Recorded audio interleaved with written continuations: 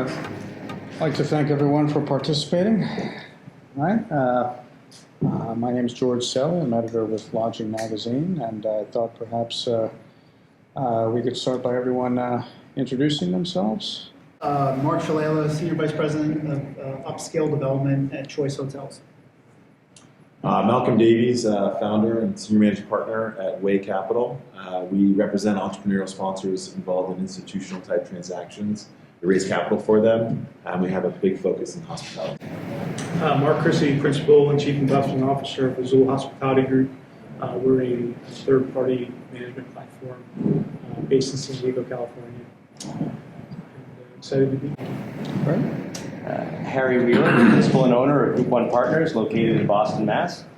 We provide architecture, interior design, and procurement services for the hospitality industry around the country.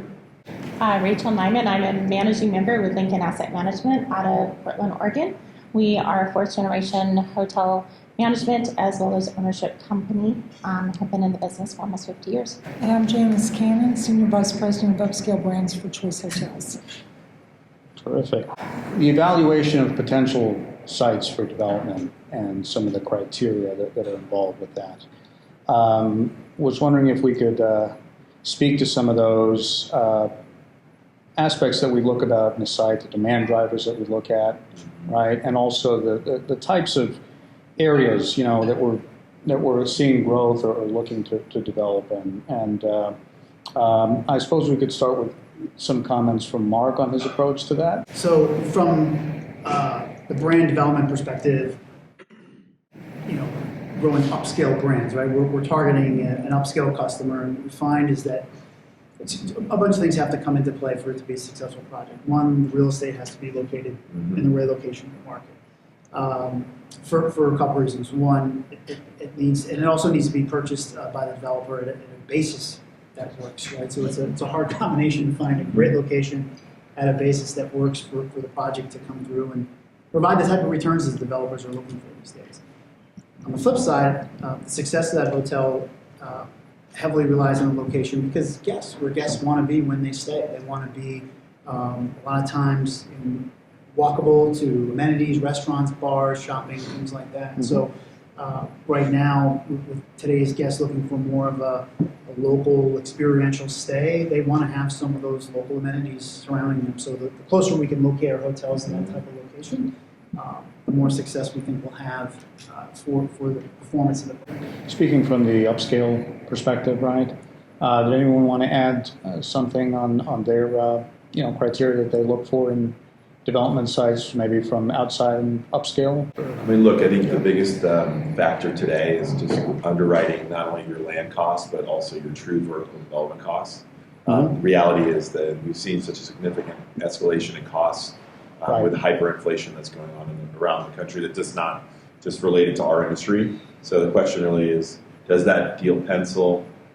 What is the yield on cost that capital is looking to generate? And then does the cap rate, is there a big enough spread between that yield on cost and cap rate to make it feasible in today's environment? And I think that it goes back to it has to be within those really well-located drivers from business, group travel, also transient, leisure. It has to have it all to have it work today. Right. And more challenging these days with the higher costs? Look, everything is feeling pressure.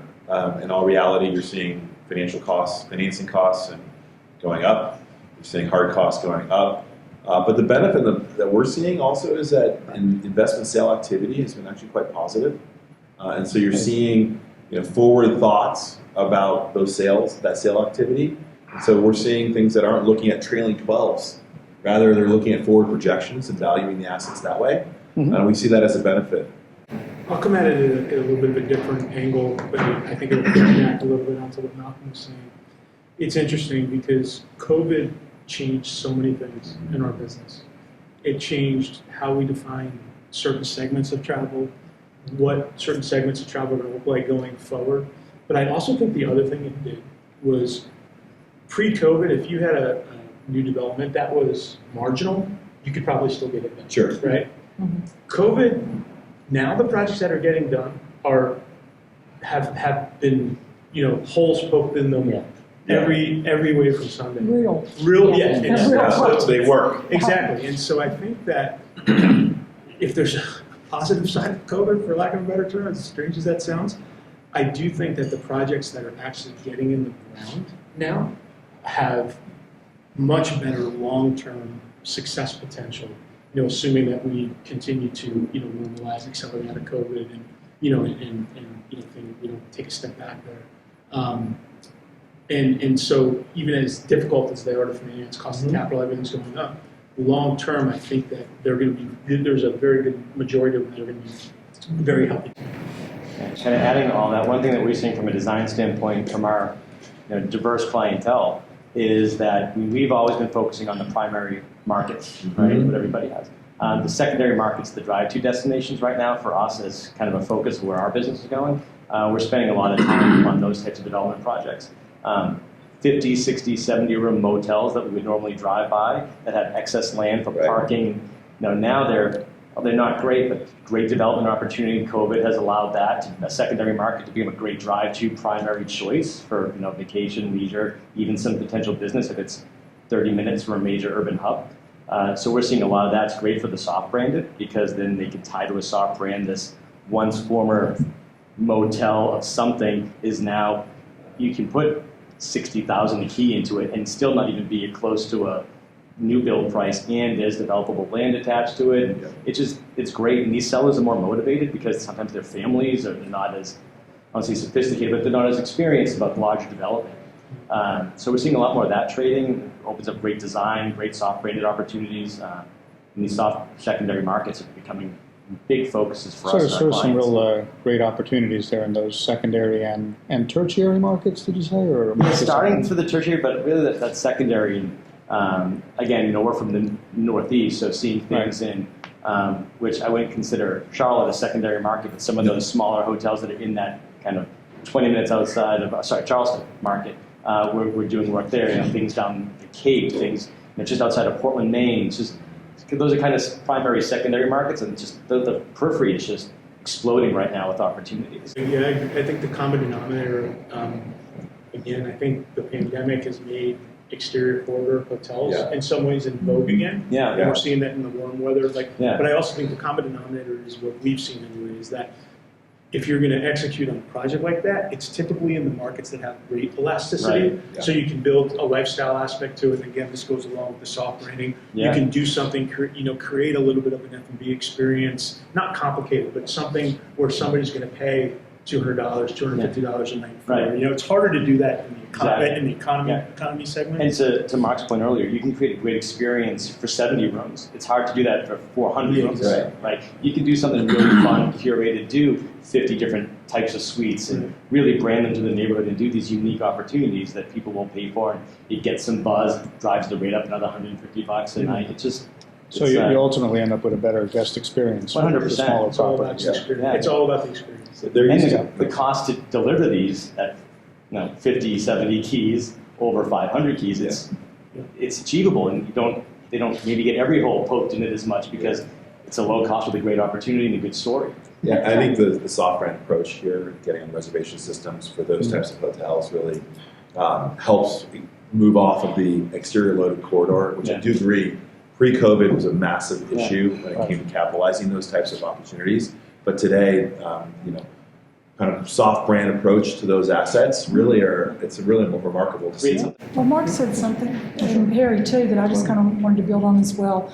It really ties back to RevPAR, because a lot of people, when you think about secondary and tertiary markets, you think about those being low RevPAR markets, and that's simply not the case anymore, because as people have changed their travel behavior and what it is that they're looking for, it's not always going to be, I'm going to the city center or the city destination, and those are the only ones that are going to be able to achieve the high rates or the resort location.